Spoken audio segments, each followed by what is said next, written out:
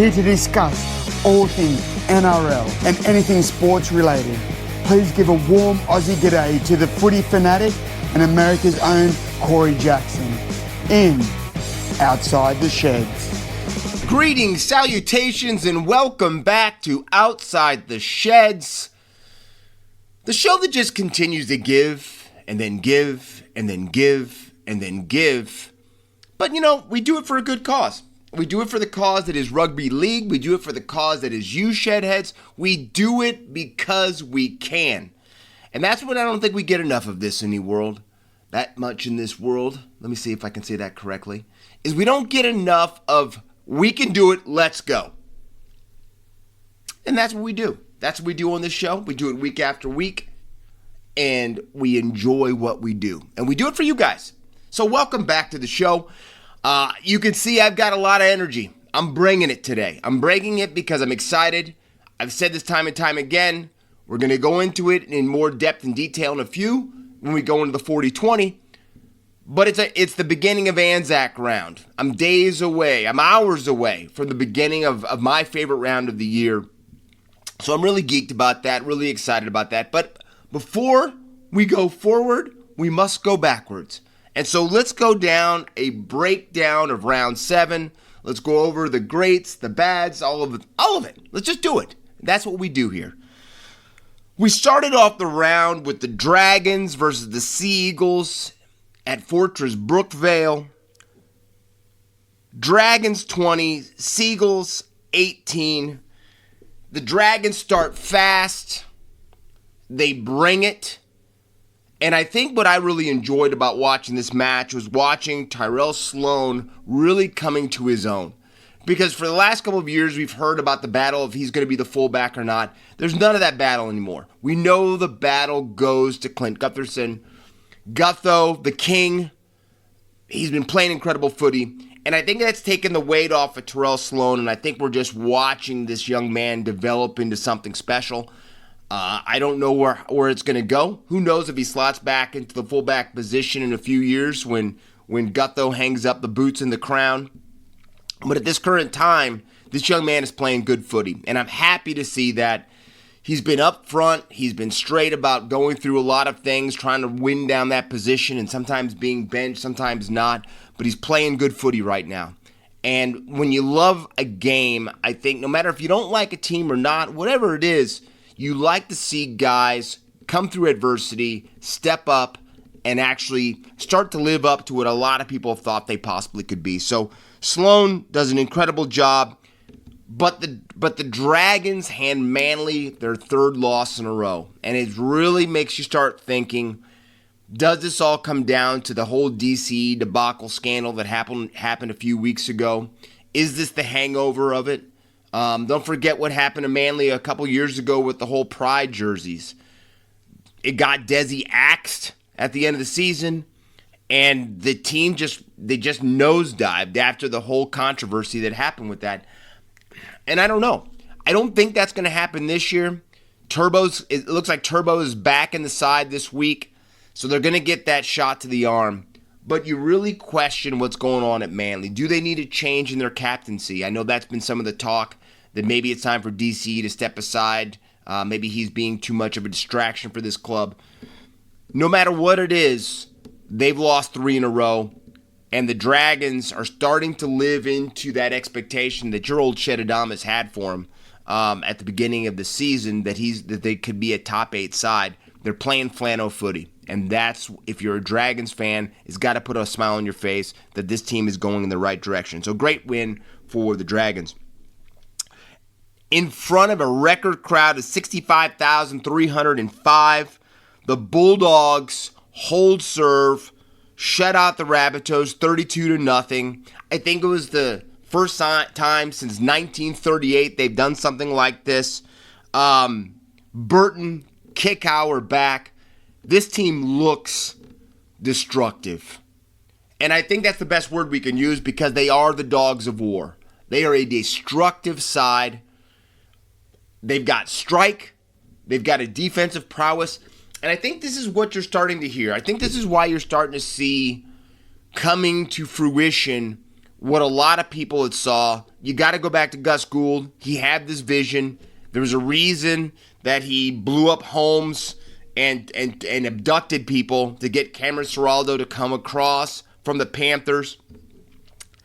And it took a little bit to kind of get that chemistry in place, to get that foundation down, to get this team to buy into the defensive first mentality.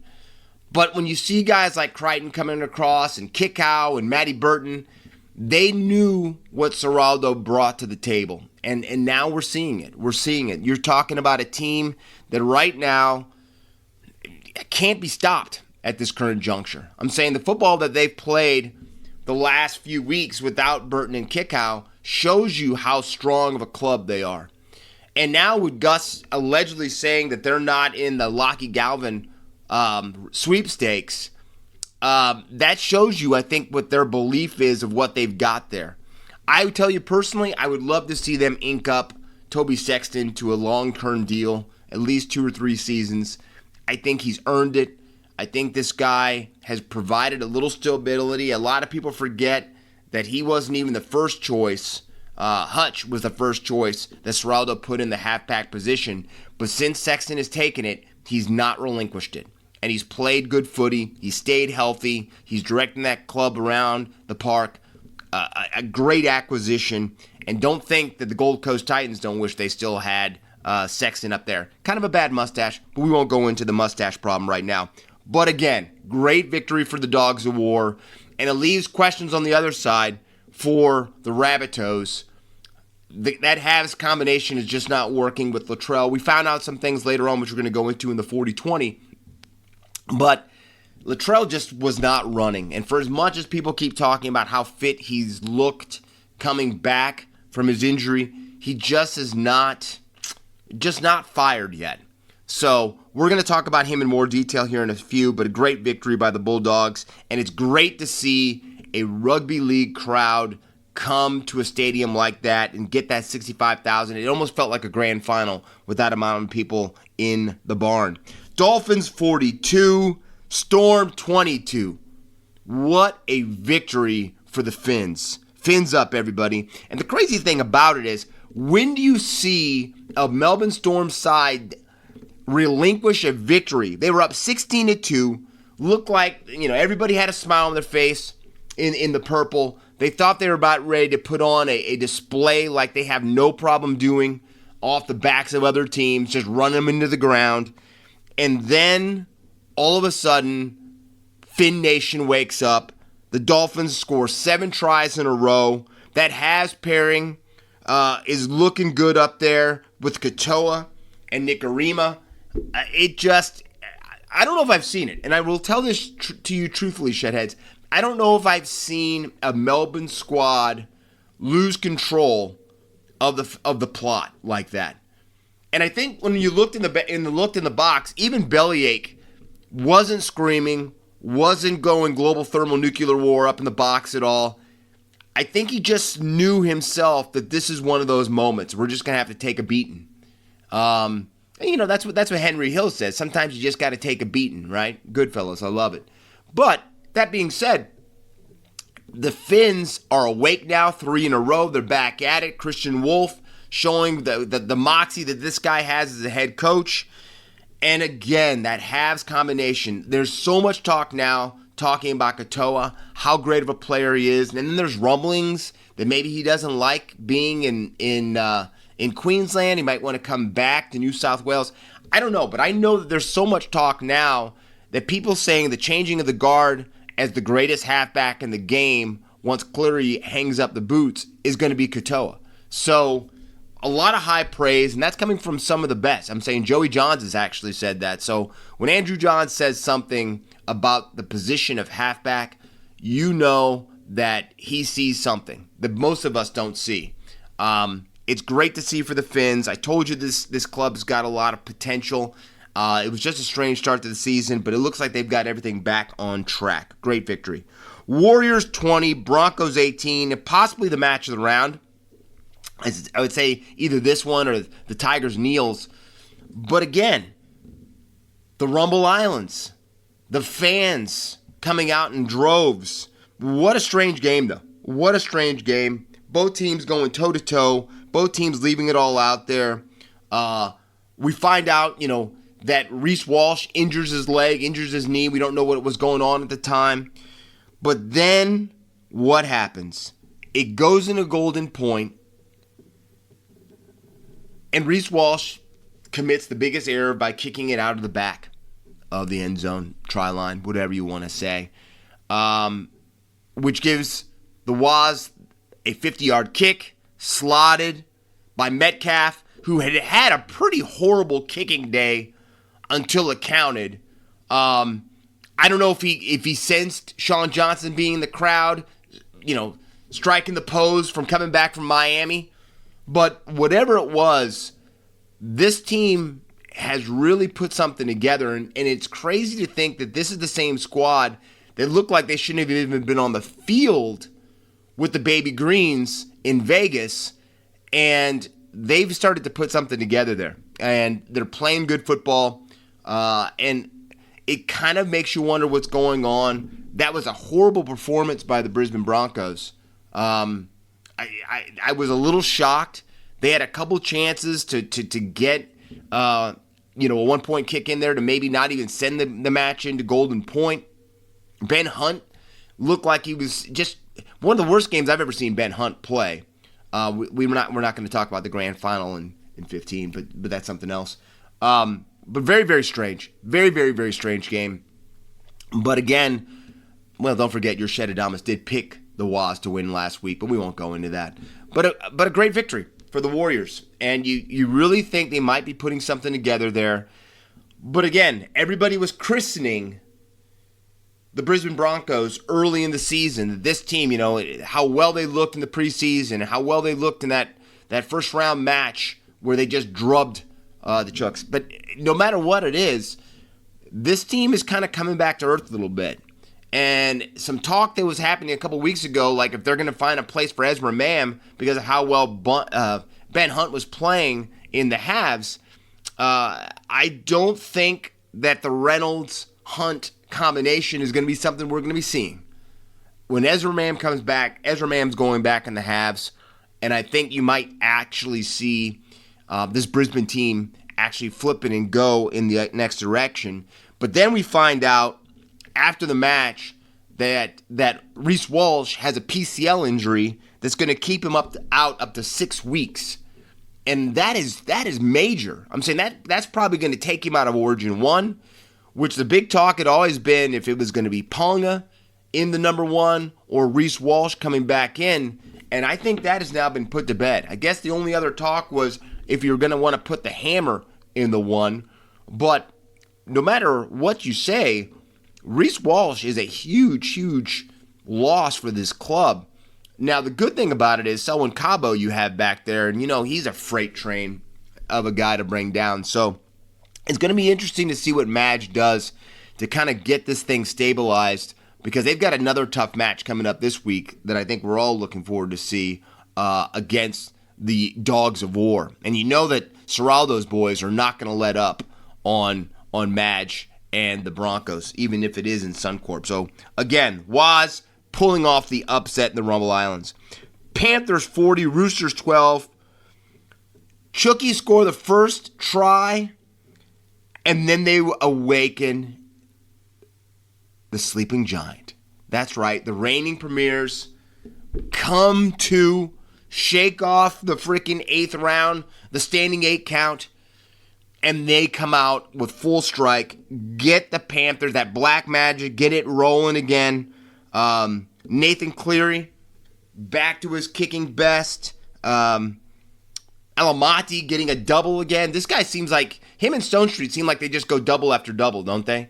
But the Panthers looking strong, taking care of business. Exactly what they needed was a victory to right the ship, getting some vengeance over the Chooks, who beat them in round 2. So I think, I told you, the Panthers, they don't worry me whatsoever, because a champion's going to do what a champion's going to do. They've just got to get their wheels back. Blaise Talangi is starting to look like he's kind of getting his foothold in that position too, in the 6. So I think the Panthers are really going in the right direction, and it's going to be very, very interesting to see how they do this next coming round, because I think they're putting it together, and I would not be surprised to see them go on a little bit of run before the Origin selection period and the team and the Origin boys go into camp. So big victory. Panthers are back. Not Panthers back again. No, we're not doing that. But I think they're back and they're about ready to go on a roll. Raiders 30, Titans 20.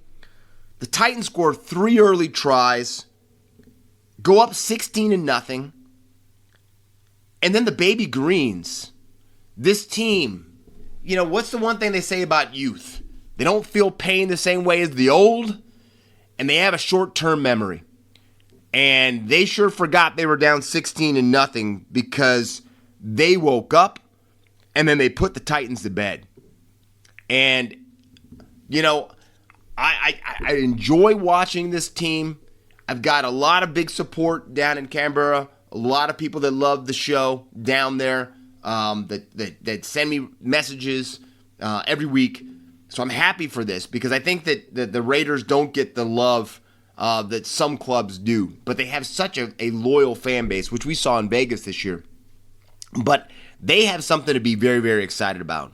Very, very excited about, because this club, I think, is going to be one of the top clubs going forward. It's a young team. There's a reason I call them the Baby Greens.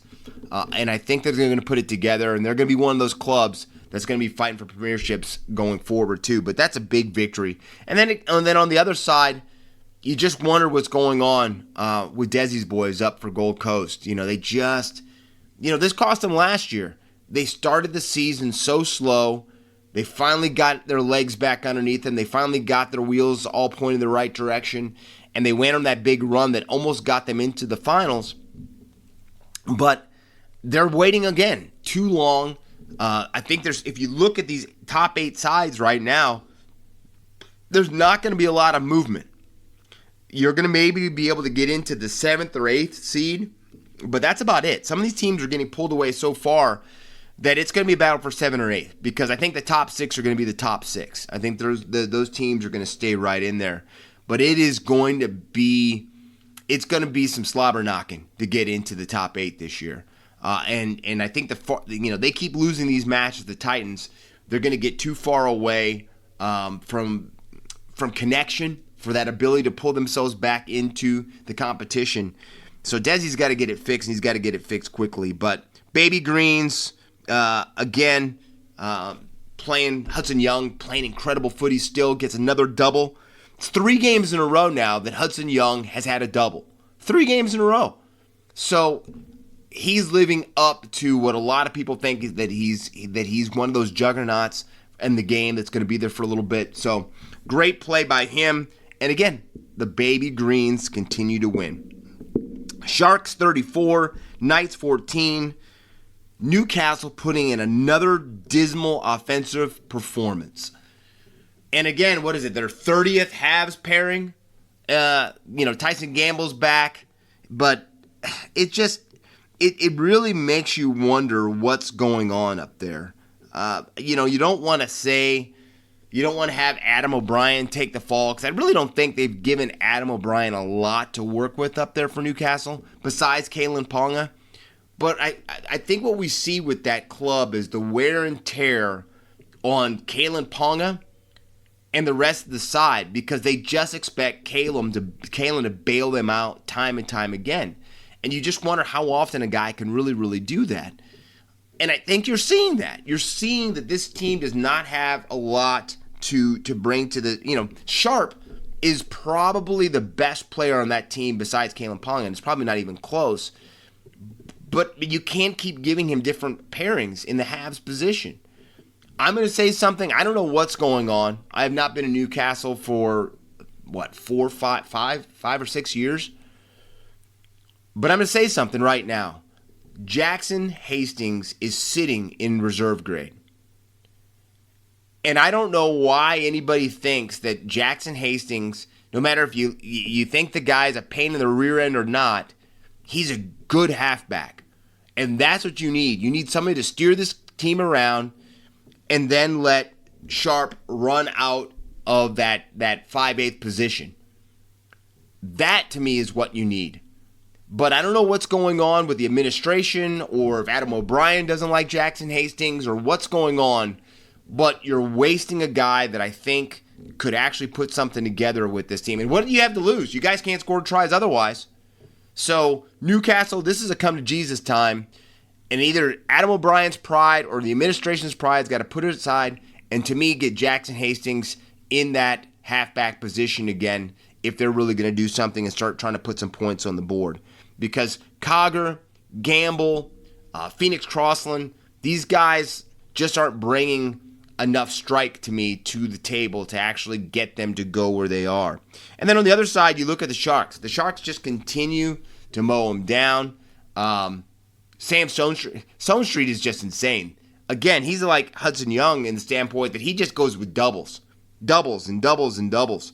But you have to feel good for the Sharks, because I don't think nobody feels that the Sharks have come anywhere close to living up to what this team possibly can be.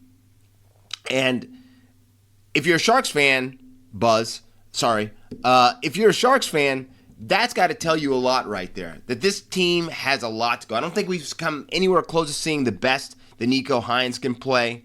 Tricky Trindle is Tricky Trindle. He's playing well. Bubba's playing well. Stonestreet's playing well. But this team just really isn't hitting it yet. So if you're a Sharkies fan, you got to be excited if this team can just pull it together. Because I totally believe when they hit it, and they hit that fifth gear, this team can pretty much come close to beating anybody in the competition. But they've got to hit fifth gear. And right now, they're having problems shifting from third to fourth. So, big victory again. Sharks, I don't think they had to play anywhere close to as good a football as they needed to play to beat the Knights. But they get the job done, and leaving more questions again up in the Hunter. Eels 38, Tigers 22. The Easter Monday clash comes down to some bad calls on the field, some questionable calls on the field. But Mitchell Moses, I'm not going to take anything away from Mitchell Moses except for that mustache. Mitch, please, get some Barbasol, get anything. But just get that caterpillar off your upper lip. That is, you don't need that. Cleary somehow still sports it, but when you're the best player in the game, you can do what you're going to do. You're close to being one of the best players in the game, Mitch, but that mustache makes Val Kilmer's Doc Holliday ask who's your Huckleberry, because it's bad. It's bad. But that being said, no one's going to take away from your boot. And Mitchell Moses, good performance, really good performance. But I'm going to go into a deep dive on this match right now, because this is the match that I think needs to talk about what's got me a little bit upset with the game of rugby league, or what's going on with it. Now, Shedheads, after the first 5 weeks of the season, what have we had? We've had more talk about player contracts and players not happy where they're at, players saying they've been bullied. It's just been a lot. It's almost like as the rugby league world turns, right? And I'm not, my mom used to watch soap operas and serials when I was a kid, but not my grind, not my thing. It is fascinating to me that General Hospital's still on TV, but that's something else. But we got something here, Shedheads. We had Easter Monday, the Battle of the Wests, Tigers and Eels. We know that they somehow split Combank Stadium. We know that is not the Tigers' home ground, no matter if we want to put Tigers banners up all over it. It feels Parramatta all the way through. That's right, Dom, I said it. But what I'm saying is it was allegedly a home game for the Tigers. They actually took seats out to make it feel like on the hill. There was a lot going on there. Then you had the back story, the back shadow of the Lachlan Galvin situation that was hanging over the Tigers.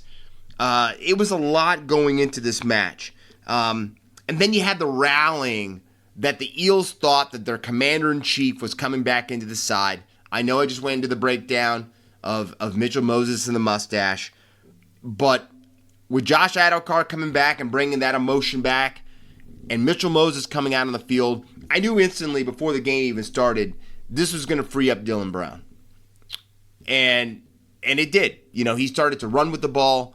And so, yeah, he did say something kind of crazy that, he'll look to celebrate at the end of the season when his contract's, done and he gets ready to go to Newcastle. I thought that was a really strange comment that he said. But besides that, we knew that he was going to not feel the pressure of orchestrating the club, that this was all going to be in Mitchell's hands from that point going forward. And then you had the Tigers rallying behind Jerome Luai's team first, getting behind Benji. It just had all the makings of something special that we were going to watch. And the game did. It had some outstanding performances. What did I just say? The big 40-20 that Mitchell Moses hit, right? That kind of got the Eels going. And then all of a sudden, pretty much the kick that iced the game, that little chip kick that he did over the top, that Bailey Simonson grounded, but pretty much was the final nail in the coffin for the Tigers to get put down. They iced it, and that was brilliant. If you love to watch the halves and a good halfback, Mitchell Moses has it all. And I'm kidding when I talk about. No, I'm not. That mustache is horrible, but he's a player, man. He is a gun, and I still. The whole Isaac Moses being a pain in the you-know-what started to me with Mitchell Moses getting his way out of the West Tigers, which led to a mass exodus of about 8 players that were, contracted by Moses as their agent. But he's a heck of a halfback. And then you had that undercurrent of him against Jerome Luai possibly battling to see who was going to be Nathan Cleary's partner in the halves for State of Origin for the Blues.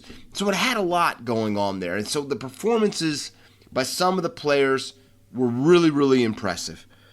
But the problem is that the entire game, to me, changed with a horrible, let me stress that again, horrible call from the bunker and Adam G that changed the whole complexion and outcome of that game. And it was on a hip drop tackle. And to me, a hip drop tackle, what I've been explained, what people have tried to tell me, is a sliding down on the back of the legs and pressure being put on the legs, right? That's what they've said time and time again. The NRL has said this. They've allegedly sent things out to clubs. That's allegedly what it was, right? Well, when they come back and they say that tackle was made, and you look at it, and you don't see the player even land anywhere on the back of the legs, Talanka then lays on the ground and starts rolling around like, an EPL soccer player. Yes, it looked like an awkward tackle, but it wasn't an illegal tackle. They get a penalty for that. And then lo and behold, who scores the try? And it does a miraculous recovery. Miraculous. Maybe it was a resurrection since it was Easter Monday. I don't know. But he gets the try. And all of a sudden, the wheels fall off for a 6-minute time period when the Eels score 3 tries in 6 minutes. All because of that call. All because the momentum and everything changed on that. And the thing, Shedheads, that has me so frustrated by this is that the players and the coaches have no idea what a hip drop tackle is. Because the moment they start feeling that they think they know what a hip drop tackle is, something like this happens. And everybody looks at themselves going, that's not a hip drop tackle. And now we're back to square one of what's a hip drop tackle. Clint Eastwood himself, Wayne Bennett, has said on numerous occasions he has no idea. Now, that was very fast the way I said it and not as deep voiced as the great Wayne Bennett would have said it. But it is what it is. Even he does not know what a hip drop tackle actually is. So when you're playing a game and you don't know if you did something right or wrong, and let's put it this way, you're going 100 miles an hour too, and your job is to stop the player from scoring, right? It's just it baffles me. It upsets me. And when you, this is the stuff that drives me bonkers. And to me, it's I can't say that it's holding the game back. But for people that watch this and that really just immerse themselves into any type of sport, if you don't know what call is about ready to get made, it detracts from the game. Because you shouldn't be holding your breath every time something that looks awkward or looks a little bit off happens and you don't know if a penalty is going to be called or not.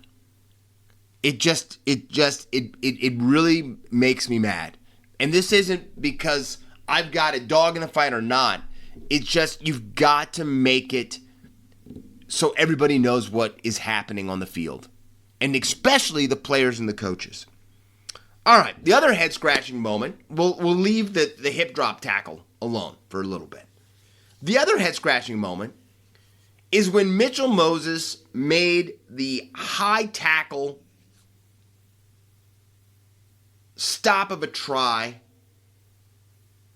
and all of a sudden, everybody's going, oh, because there was trauma and blunt force to the head. Now, here's the thing.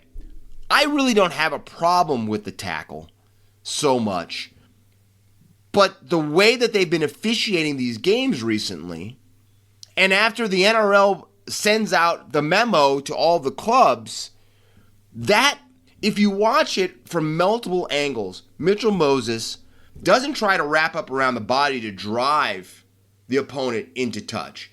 He really comes with a swinging arm up high, and yes, he's trying to throw his force around it, but it's a swinging arm that makes contact to the jaw, and it stuns the Tigers player who does not get the try down.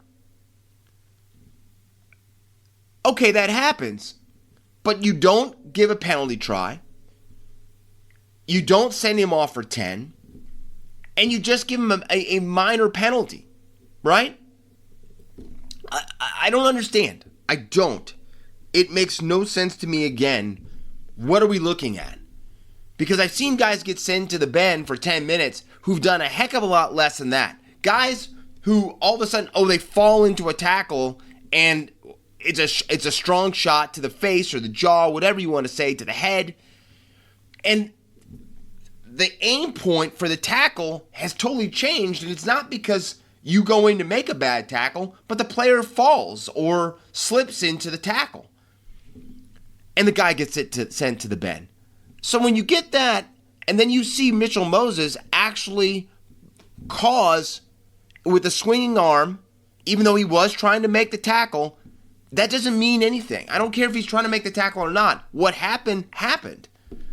And I don't know how a penalty try or Mitchell Moses not getting sent 10 minutes to the bin. Another bad call that went against the Tigers in that match. And leaves you scratching your head, like I just said a couple minutes ago, about what is going on, what is the bunker looking at. And the crazy thing is, Adam G probably officiated one of the best grand final officiating performances I've seen of all the time that I've watched the game. And I don't know, is it a matter of something being called down from the corporate office saying you need to crack down on this, and this today? I don't know what it is. But I don't think any of us know what it is. And if none of us know what it is, and the players and the coaches don't know what it is, we're in trouble. And we're now just a few weeks out from Origin, and this is taking place, where people don't know what's going to be called and what's not going to be called. And it leaves the game in a confused state. And that, to me, you can't have. Now, the NRL will look and try to tell you that, numbers are up, and, yes, numbers can be up, but that doesn't mean numbers and eyes are going to stay there if you continue to frustrate your fan base, and let alone your players and your coaches. So I can't say clean it up because that's allegedly what they're trying to do now, but they got to do better. And I don't know. You know me, Shedheads, the bunker's gone. The bunker would be gone if I owned the NRL. It would be done. Yeah, there'd be times when possibly something might be missed. Either that or you would have to challenge, and you get 2 challenges kind of like that like some of the other challenges, but something like that. But I'm not having somebody buzzing down 2 minutes later into the game to go back and look at something. Nah, that totally takes away from everything that this game is, which is a fast-paced game that can be violent at times, but can be beautiful at times. It ruins it. It ruins it and ruins it. Now, Shedheads, I need to talk about something positive, and I've got to leave something positive from the last round before I can go forward into the 40-20. And that positive moment to me took place with the Penrith Panthers during their match against the Chooks, and that is when Nathan Cleary, with his kick, became the all-time top point scorer in Penrith history, passing Ryan Girdler's record of 1,572 points. And the crazy thing for Nathan is he's 27 years old, which they say, I think I've heard Andrew Johns say that a halfback doesn't really get good or hit his prime till they're 28, right? So he's not even hit his prime yet. And he's already got 4 championships, and I'm holding up my fingers, kind of like the 4 Horsemen with Ric Flair back in the day. Woo! But anyway, 4 championships already, and he's already surpassed and become the leading point scorer for Penrith. And the crazy thing is Girdler's record had been in place since 2004, and he achieved it in 204 games, right? Cleary has broke the record in 178 games. So you can just imagine where Nathan Cleary is about ready to take this record to, and how tough it's going to be for anybody to pass his record when he's finally done and ready to hang up the boots. But congratulations to the Penrith fan base, the Penrith team, and most importantly to Nathan Cleary for breaking that record kind of in record time. Nicely done, right? Yes, that's right. Now, Shedheads, as we go into 40-20, I've told you multiple times that my favorite round is the Anzac Day round. The Anzac round is something that's special. It is maybe one of the things that captivated me about the game that first year that I watched a full season. It really hits me. It hits me, and like I said, some people laugh because I'm not even an Aussie or a Kiwi. But the moment that I hear the beginning of the last post, I get that feeling in my throat, in my stomach, in my throat, or whatever you want to say, where it starts to choke me up. And every year I go into Anzac Day round, I'm like, I'm not going to do it. That's not going to happen to me this year. But it does. Every time I hear the last post and I see, the boys lined up and you see, the military uniforms and the celebration and the honoring, it's to me what makes sports great. And I guess one of the few things it makes us as human beings great. And that is the ability to be able to honor those who have given the ultimate sacrifice. We all have sacrificed at one time in our lives, no matter what it is, losing a loved one, losing something that means the world to you. But making that decision for the ultimate sacrifice is something that a lot of us may not have had to do, but being able to honor somebody who has made that decision is, to me, one of the most beautiful things and most precious things we can do. And that's why them doing this, over here in the States, the divided states, they have, military appreciation and salute to service round, right? And sometimes you just kind of get that feeling that it is to sell some camouflage hats or some olive drab hats or gear or paraphernalia. But the ceremonies are nothing like what you get for Anzac Day round over there. And it really got punctuated for me being over in Australia last year and being able to be with people that are really, really close to me and being able to go to the morning Anzac Day service. And the cool thing is Mrs. Shedadamus and I had landed in downtown Sydney and we're taking the train all the way up to Gosford. And to see, we had pulled pretty much an all-nighter. We'd taken a red-eye from Darwin, and just to see everybody dressed on trains in full suits and with their mates, and it was special, and then to be able to take that train, get back up where we were going, to get to the daytime service or the morning service in time, and to watch the parades and to see it was something that really made the round hit home for me, besides just sitting here on my couch here in the States. But then I really got to cap it off by going to the RSL and having a few pints, if you know what I mean, with, again, my same mates and the people I love, and being able to just take that in and to watch everybody and to watch crazy gambling going on. And I think it's called Heads Up, or I think that's what it's called, the game, and just watching people throw money. It was insane. That was pretty crazy. But I love this round, and to me it's something special, and to all my brothers and sisters that are Kiwis and Anzacs and Aussies, like I said, celebrate this round. Wish I was down there to have some Tuies or Triple X Gold. We're not telling you which one. Or maybe some great Summersbys, whatever it is, have a great time this weekend. But to punctuate all this again, because I'm punctuating twice, Shedheads, we've got some incredible matches for Anzac Day. And that also puts a smile on my face, too, because the Classic kicks it off of the Dragons versus the Roosters.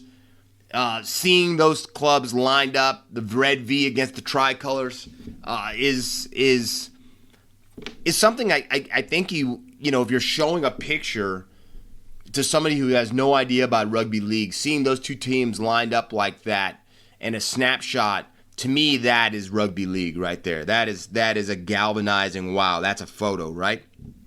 So always excited about this match. I actually have a Anzac Day, the first Anzac Day jersey that the Chooks wore. I have one of those, and whenever I have that on, a lot of people always talk about that, because I have one of those and one of the Raiders and the Manly one when they first came out with their camouflage unis for Anzac Day that first year that they came out with them.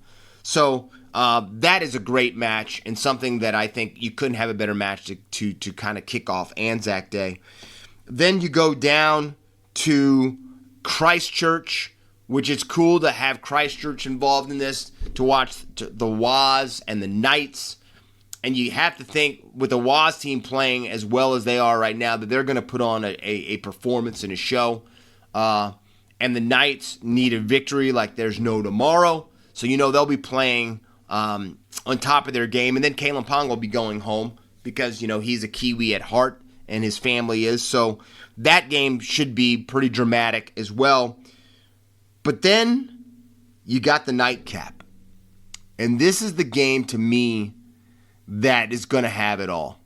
Because Melbourne has really stepped their game up with their pregame celebration and ceremony that they do for Anzac Day. And if you haven't had a chance, make sure you get to watch that game from the beginning of their ceremony, because they've really taken it to the next level there.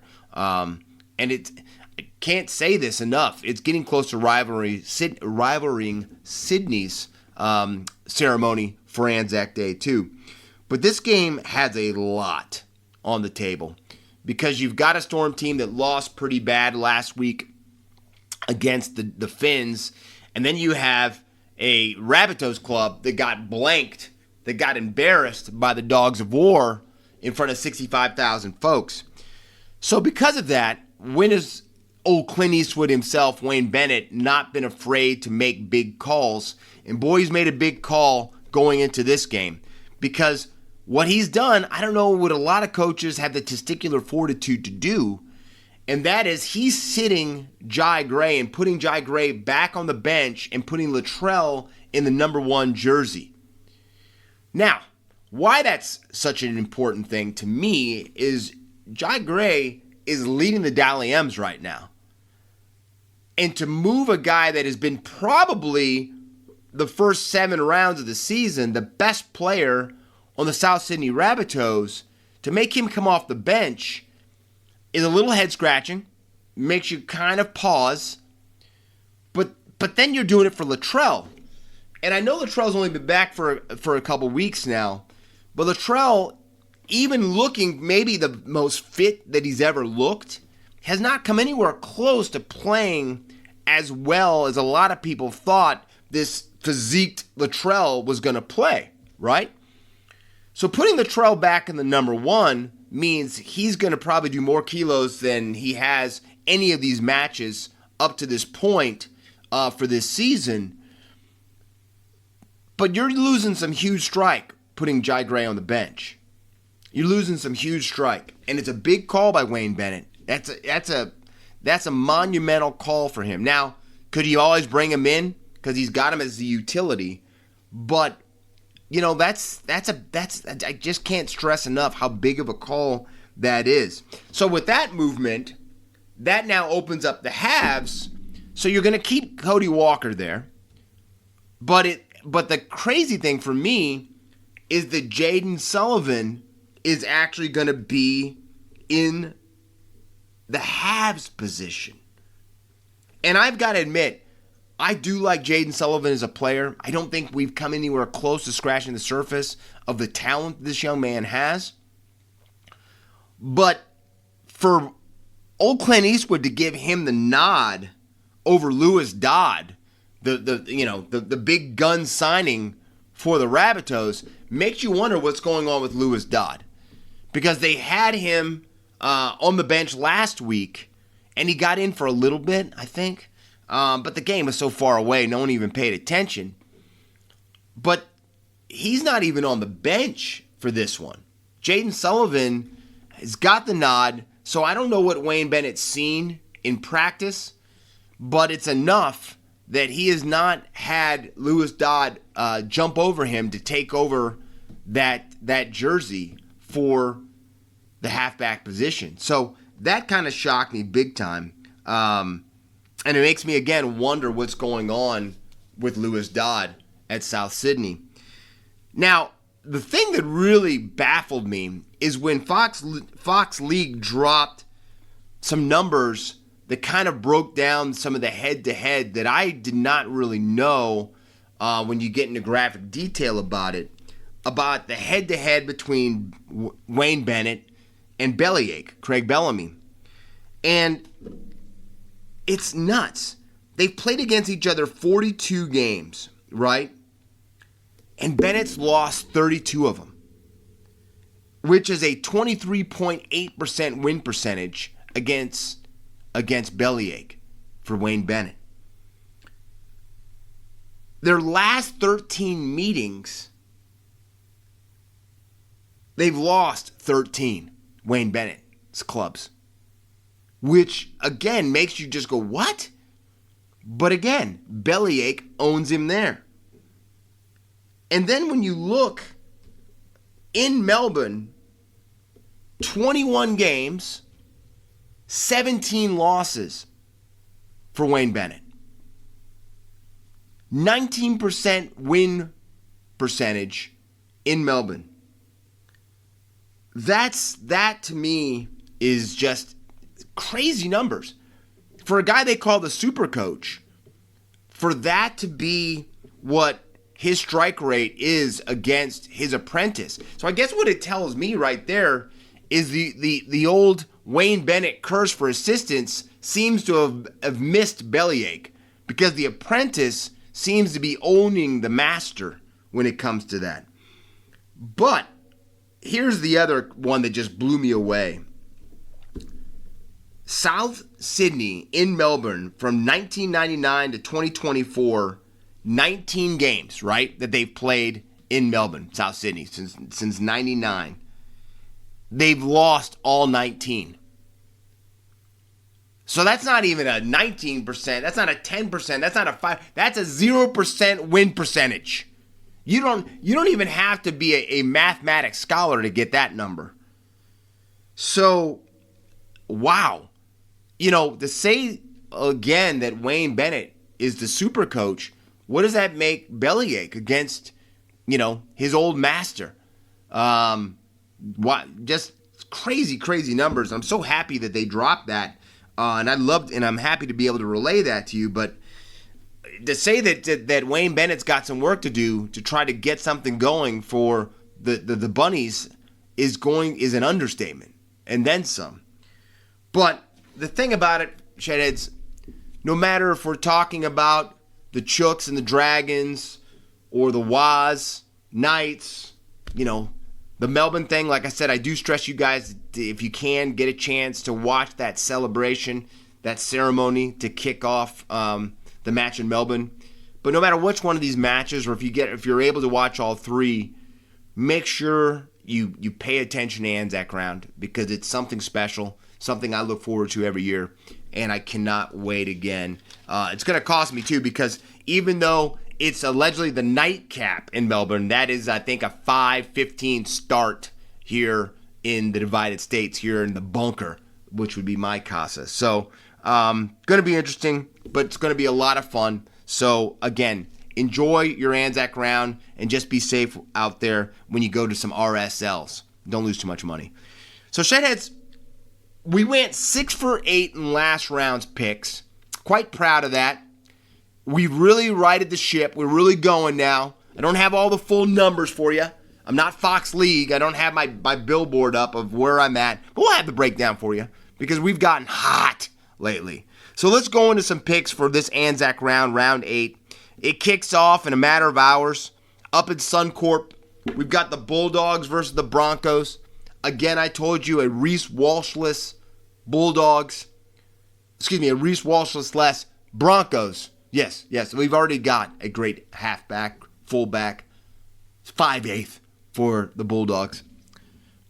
I cannot pick against right now Cameron Serraldo's boys, though. I've got the Bulldogs, no matter what Madge is trying to do, and I know Selwyn Cabo will fit into that one jersey fine, but I got the Doggies. Again, not missing a beat.